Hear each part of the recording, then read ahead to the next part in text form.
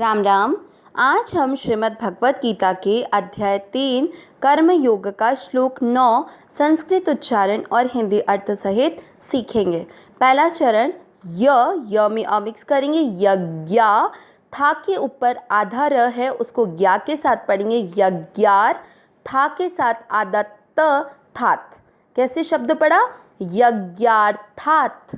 फिर क पूरा, म के ऊपर आधा र पहले क के साथ पढ़ा जाएगा। कर, म में मिक्स करते हुए कर्मणो। णो के बाद में एस जैसा है उसको हम क्या कहते हैं? अवग्रह। तो आपको णो की मात्रा को लंबा खींचना है। कर्मणो, खींचते हुए आधे न के साथ य पूरा, न्य और त्र में मिक्स करेंगे। त्र, कर्मणो न्यत्र। पहला चरण फिर से, यज्ञार्थात् कर्मणो न्यत्र। दूसरा चरण लोको, को के बाद में एस जैसा अवग्रह, को की मात्रा को लंबा खींचना है और य पर शब्द पूरा होने के बाद जो अनुस्वार है उसको आधा म पढ़ना है। यम, लोको यम। फिर कर्म, ये शब्द हमको समझ में आ चुका है कि म के ऊपर आधा र क के साथ पढ़ना है। कर और म में मिक्स करना है। कर्म, ब के साथ आधा न बंध। ध और न दोनों अक्षर पूरे हैं, दोनों में मिक्स होगा। बंधन, न में अ की मात्रा तो विसर्ग को पढ़ेंगे ह। बंधन। सेकंड चरण फिर से, लोको यम कर्म बंधन। पहला और दूसरा चरण साथ में, यज्ञार्थात् कर्मणो न्यत्र लोको यम कर्म बंधन। तीसरा चरण तद, दोनों अक्षर पूरी, दोनों में मिक्स करना। तद, फिर थ के ऊपर आधा र, पहले आधा र पढ़ा जाएगा। देखिए बिंदी भी है, मतलब शब्द पुराने के बाद अनुस्वार भी है, पर अनुस्वार सबसे लास्ट में पढ़ा जाता है। ठीक है, तो आधे र को द के साथ पढ़िए, तदर। और फिर थ पूरा है, थ में मिक्स कीजिए। तदर्थ, शब्द पूरा होने के बाद थ पे अनुस्वार आधा म, थम। तदर्थम, त थ द, इन तीनों का उच्चारण क्लियर रहना चाहिए। तदर्थम। फिर क पूरा, म के ऊपर आधा र, कर म। कौ, क पे औ की मात्रा, कौ के साथ आधा न, कौन ते य में मिक्स करेंगे। कौन ते य। तीसरा चरण फिर से, तदर्थम कर्म कौन्तेय। चौथा चरण मुंह के बाद में जो है उसका मतलब होता है आधा क और त पूरा। मुंह के साथ आधा क, मुख, और त में मिक्स करना, मुक्त। स के बाद जो शब्द है उसका मतलब क्या हुआ? यहाँ पर अंग है आधा। ठीक है, अंग जो क की लाइन में होता है, क ख ग घ और अंग। स पे वो बिंदी लगाएगा आधे न के संग, और ग में मिक्स करेंगे संग। ग में अ की मात्रा तो विसर्ग को पढ़ेंगे ह। संग।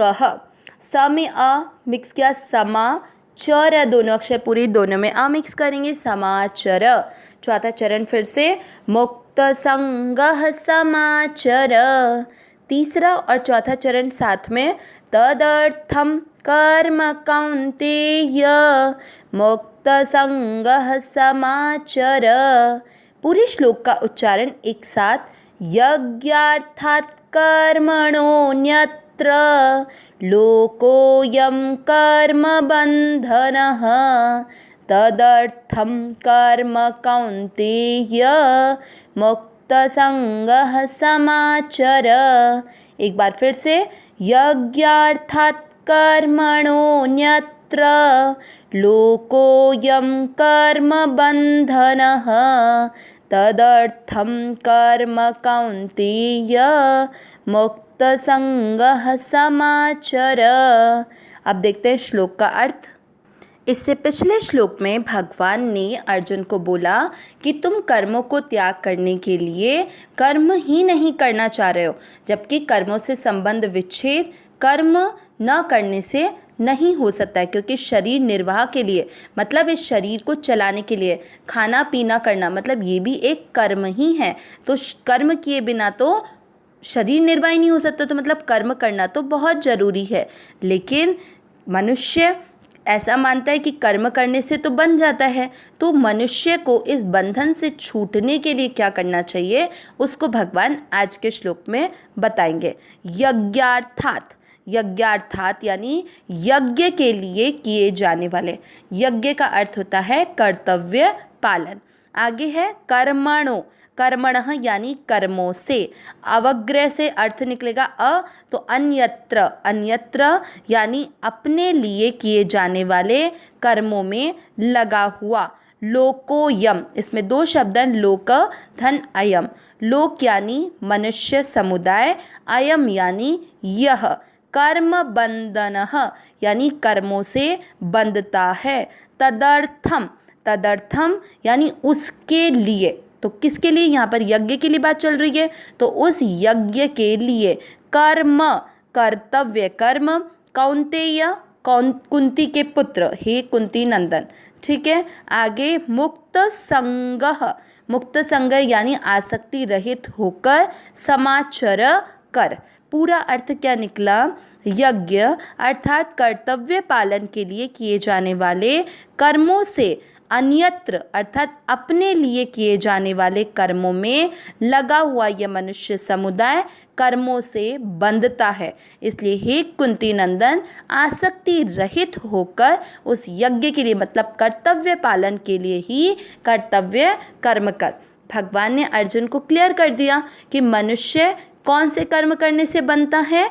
जो अपने लिए किए जाते हैं। मतलब जब कर्म करते हुए उसमें फल की इच्छा रहती है, कोई कामना रहती है, ये कर्म मेरे लिए है, ये इंद्रियां, मन, बुद्धि मेरे लिए, ये रिश्ते मेरे लिए, मैं इनके लिए कुछ कर रहा हूँ तो बदले में ये भी मेरे लिए कुछ करेंगे, ऐसा सोच विचार रखने पर वह मनुष्य कर्म करते हुए बनता है।